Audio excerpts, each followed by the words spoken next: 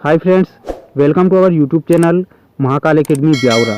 साथियों, हम पढ़ रहे थे प्राचीन इतिहास एंशिएंट हिस्ट्री, जिसमें हम भाग 5 पढ़ चुके हैं। आज पढ़ेंगे भाग 6। तो बिना देर किए शुरू करते हैं आज का हमारा महत्वपूर्ण टॉपिक। पहला प्रश्न आज का अपना, अशोक के किस शिलालेख में धम्म की व्याख्या की गई है? प्रश्न है, अशोक के किस शिलालेख में धम्म की व्याख्या की गई है? 11वें शिलालेख में धम्म की व्याख्या की गई थी। नेक्स्ट, अशोक के शिलालेखों की संख्या कितनी है? अशोक के शिलालेखों की संख्या कितनी है? आंसर बताना है 14। नेक्स्ट प्रश्न अपना, अशोक के स्तंभ लेखों की संख्या कितनी है? अशोक के स्तंभ लेखों की संख्या कितनी है? आंसर बताना है 7। नेक्स्ट, सिकंदर किसका शिष्य था? सिकंदर किसका शिष्य था? साथियों, अरस्तु का शिष्य था सिकंदर। नेक्स्ट, सिकंदर का सेनापति कौन था?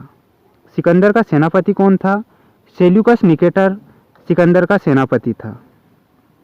नेक्स्ट, शुंग वंश की स्थापना किसने की? शुंग वंश की स्थापना किसने की? पुष्यमित्र शुंग ने शुंग वंश की स्थापना की थी। नेक्स्ट, शुंग वंश का अंतिम शासक कौन था? शुंग वंश का अंतिम शासक कौन था? देवभूति। साथियों, ये दोनों प्रश्न काफी महत्वपूर्ण हैं। शुंग वंश की स्थापना किसने की और शुंग वंश का अंतिम शासक कौन था? नेक्स्ट, कण्व वंश की स्थापना किसने की थी? कण्व वंश की स्थापना किसने की थी? वासुदेव ने कण्व वंश की स्थापना की थी। नेक्स्ट प्रश्न, कण्व वंश का अंतिम शासक कौन था? कण्व वंश का अंतिम शासक कौन था? सुशर्मा कण्व वंश का अंतिम शासक था। साथियों, नेक्स्ट प्रश्न अपना, सातवाहन वंश की स्थापना किसने की थी? सातवाहन वंश की स्थापना किसने की?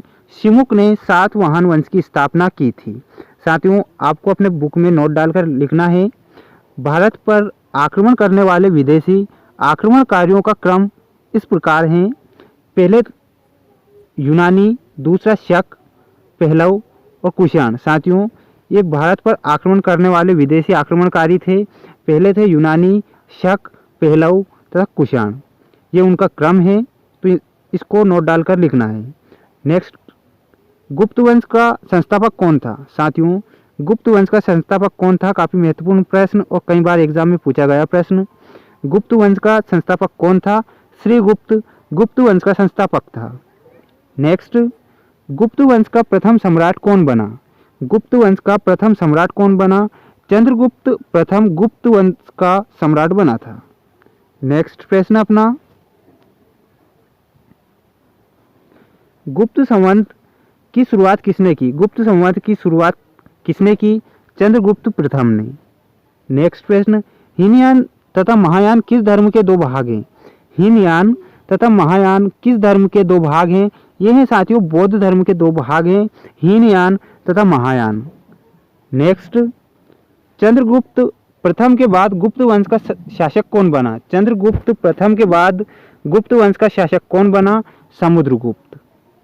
नेक्स्ट, किस शासक को भारत का नेपोलियन कहा जाता है? किस शासक को भारत का नेपोलियन कहा जाता है? काफी महत्वपूर्ण प्रश्न। समुद्रगुप्त को भारत का नेपोलियन कहा जाता है। नेक्स्ट प्रश्न है अपना, हरिसेन किसके दरबार में कवि थे? समुद्रगुप्त के दरबार में हरिसेन कवि थे।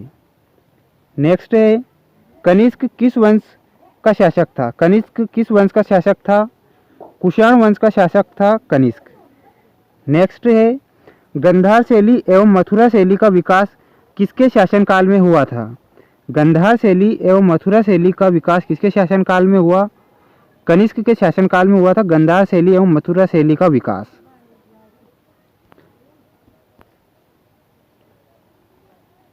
साथियों, ये था आज का हमारा वीडियो। उम्मीद करते हैं वीडियो आपको पसंद आया होगा। फिर मिलेंगे नए वीडियो के साथ, तब तक के लिए जय हिंद, जय भारत।